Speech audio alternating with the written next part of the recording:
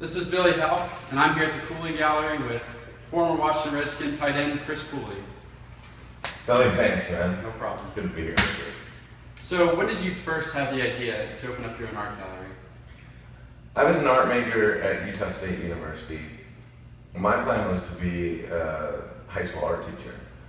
I definitely wanted to coach. And so, as far as being a coach, you have to teach. And so I thought, well, what do I like the most in school? And it was always art. Actually, in Utah, there's Mormon seminary classes, and not LDS. So in school, you have an extra period where the Mormon kids would do seminary. So I just took an extra art class every time. So I had AP art every semester from my sophomore year through my senior year. I loved it. My teacher was great. The environment of the class was great. And I thought, wow, I definitely want to do that. And obviously, plans change, and football was something that is a dream, and something that was an amazing part of my life. And for the first couple of years, it was hard to do anything besides football. Like, it was overwhelming to just play football. There's a lot going on. But as I got used to it, and year 3, 4, I started getting back into drawing and painting quite a bit, and then I started making pots. And as I got better, I started making a lot of pots. And I just had literally a basement full of pottery, a couple hundred pieces. And I thought, well, no one really gets to see what I'm doing. So I wonder if I just open a gallery and have some of my friends, I had a lot of other artists at the time that I've been working with as well. And I said, maybe they'll get to see my stuff. And so I came into the space that we're actually in right now. The first day I thought I'd do a gallery, the front door was unlocked and open, the space was empty, and it was for lease. And I thought, well, that works. Boom, done. Gallery. And so a couple months of kind of getting lighting together and getting everything together, we opened the doors, and it's been an amazing experience. Not only getting to meet amazing artists, but learning how to run a business and learning how the world of art actually works. And I would have never expected that. I definitely wasn't a business guy. Definitely had to get better at learning how to run a business and how to operate, how to deal with everything that goes on. But it's been really rewarding for me to start to understand it. And then more than anything, it's made me have to produce art. And so I've become a much, much better potter than I ever would have, and really a much better artist overall than I ever would have, because there's the idea of supply and demand, and when there's no supply, it's time to get back to work. Well, your artwork is very impressive. What is the most time-consuming piece you've worked on? Any painting takes a long time for me. Paintings are between, depending on what I'm working on, between 20 and 40, 50 hours of time. And it'd be nice if you could just sit down and knock it all out, but you can't. As far as pots go, I finally gotten to the point where I can make big pots. And I don't necessarily make them a lot for the gallery because they're big projects and I don't know if they're going to sell in the gallery. But I make them when people ask for them, when people purchase them ahead. So I just made a Coke bottle that is 3.5 feet tall for someone. And I literally carved it all out. So it took a long time. And it was made in 5 feet or 4 pieces. And so you wait for them to dry, attach another piece, wait for that to dry. You can't dry too much. It's got to just right. And then get it all done and carve it all out. And I was so nervous about that. Firing and glazing, there are always risks. And when you break a coffee cup, it's no big deal. But as the piece gets bigger, the risk goes up. And so I was really careful with it. But some of the big pieces, it just depends. Actual time making it, probably 5 or 6 hours, and then carving it was a couple hours. And when I got done, I literally looked at it and said, I can't believe I made that. That's awesome. It's one of my favorite things that I've made. That's cool. Hope I get to see it soon. So how do you find time to run a business, support charities, and broadcast for the Redskins? I don't know. You don't know? I'm busy. I ask myself that all the time, and I tell myself every day, I have to start saying no to things. And then something will come up the next day, and someone will have this great thing, a great idea, and I'm like, yeah, I'll do that. And it just ends up being this never-ending cycle of doing stuff. But I think that's what makes me happy. I think when I have a million things on my plate, and I'm not just at home, when I have a million things to focus on, it's what excites me. It kind of creates this adventure in my life and this idea of learning and getting new experiences, and I appreciate that. I don't want to be, I think about this a lot, I don't want to be 60 and say, I didn't do everything I could do. So I try to live my life doing everything I can possibly do and learn and experience new things. That's good. But not a lot of time. I don't have a lot of time. Everyone around me is mad at me all the time too. Like, you forgot this, you need to do this, you were supposed to be here. Why can't you just relax? Well, it's fun. You got a lot on your plate, so. You could choose less.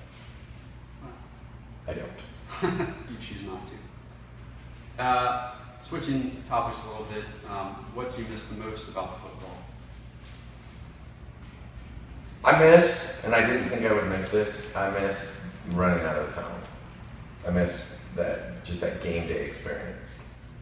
That was amazing. And the way the crowds responded and the way fans reacted, and the idea that everyone yelled my name when I caught a pass is something that not very many people ever have in life. And it makes you feel really good. It really does feel good. And it's a game. I mean, you have to understand it's a game, and I did understand that, but I miss that game day experience. As far as the rest of it, what I think a lot of players miss is the locker room and the guys and the team. And I do a radio show at a Redskins Park now, and I travel with the team to the games, and I get that. Like I'm around the guys, I'm around the coaches, I'm around all my friends, and that was part of the reason why I chose to do the job I'm doing now, is because I miss none of the camaraderie, and that's amazing. Like I feel really lucky that I get to do that. So other than playing on Sundays, and I don't miss practice. I actually did like the meetings. I'd sit down and get a coffee and sit and meet and hang out, take notes. I actually like that. I don't necessarily, I didn't love it, I don't need it in my life, and I definitely didn't like going out to practice. But just the game day was fun. It was really cool. Well, where do you currently stand regarding the controversy over the Redskins name? I think this is such an interesting controversy because you have to address the fact that some people have an issue. Yeah. You can't say that there isn't some percentage of Native Americans that have an issue.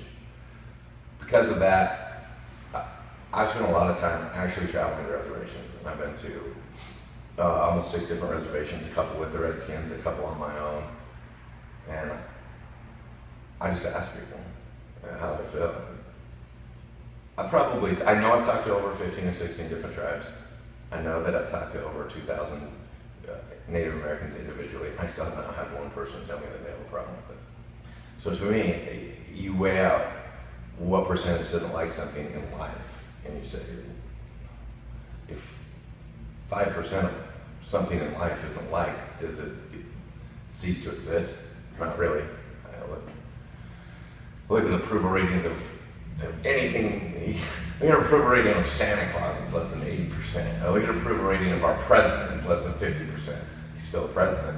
Our government still runs as our government.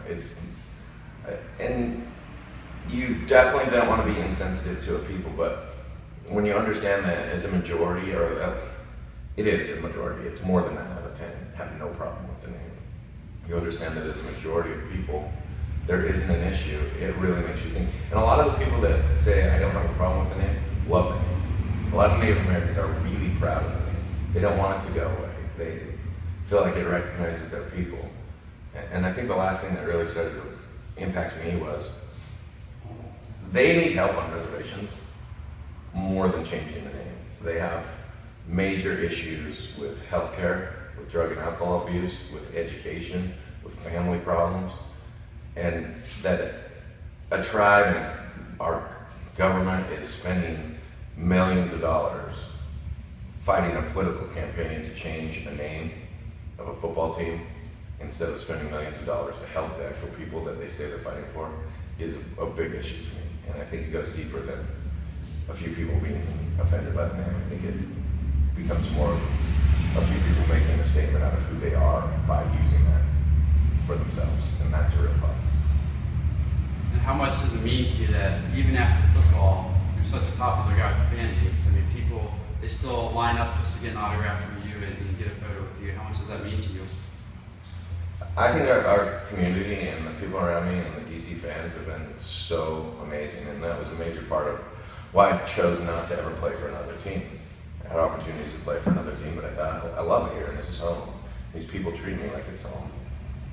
And it's gotten really to the point, especially where I live, where I just feel like I can talk to people. Like, you can just shake hands, you can be yourself, you can be normal. And I don't feel like I'm overwhelmed. I don't feel like people bombard. I feel like people are genuinely just cool. And it's fun. It's a lot like a small town feel, like, where everybody knows everybody, except I don't know them. So you go over there, like, people say hi, shake hands. Because I grew up in Powell, Wyoming, and the same thing goes on, but you just know everybody, like everybody. It's that for me, except I don't know you. But I try to act like I do. I don't know, I try to at least understand that people are excited and people enjoy that moment. And a lot of times, to be honest, people remember that for a long time. And you hear stories about fans saying, oh yeah, I remember when I met Darryl Green in 1987, and he did this and this and this. You think, wow, people will do that. People remember one encounter. So you try to make the most out of it all. So besides fishing, when you head out west, what other activities do you like to do that's relaxing? Golf is one of my favorite things.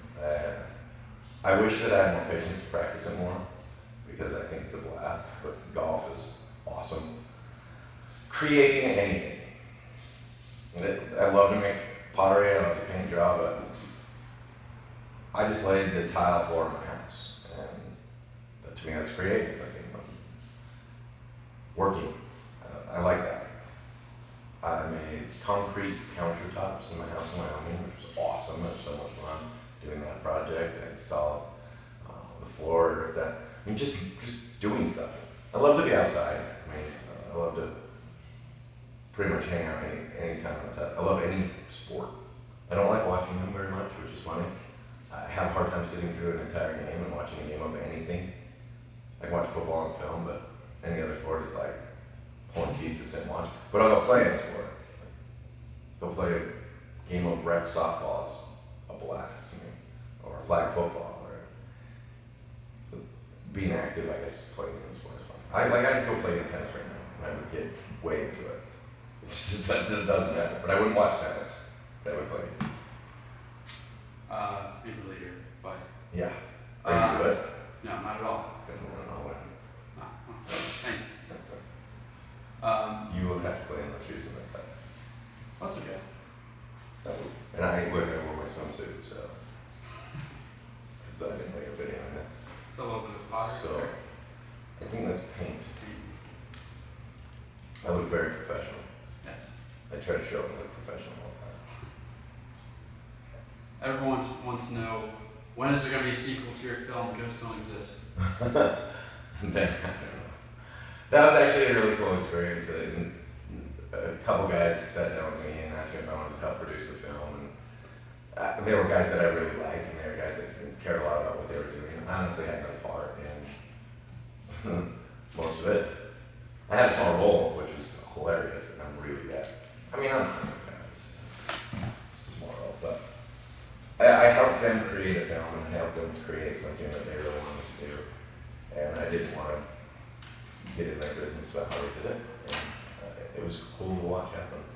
So it was cool to watch from start to finish. Even on a really, really small scale, how a film goes together. Yeah. But you were definitely you had a role, so. Yeah. Not everyone can say that. They told me my lines 5 minutes before. They're like, you know your lines? I'm like, I don't even know what I'm playing. Oh no, this is gonna ruin this. Now, July 11th is Free Slurpee Day at 7-Eleven, which also happens to be your birthday. Are you first in line for Slurpee I Day? haven't drank a Slurpee since I was 12 years old. I don't like Slurpees very much. Okay. I know. People ask me that all the time. If I was gonna have a margarita, I would have it on the rocks. If that makes sense. Okay. That would be my Slurpee comparison. I don't want the Slurpee version of it. That's pretty much the same thing. Yeah, I think it is. Yeah. If they serve margarita Slurpees, maybe. On your birthday. Actually, that would be a bad idea. Just get a Slurpee for margarita. Just take it home, get some tequila. It's free after all. See the ideas that we generate here? See what we just came up with? Yeah. Just create a swirl. All right, Chris. Well, I appreciate it. On that note, Well, I We gotta wrap it up. No, absolutely. Uh, Billy, it's been fun, man. yeah, definitely. I appreciate the time. Always good to talk to you. You too, buddy. All right, thank you.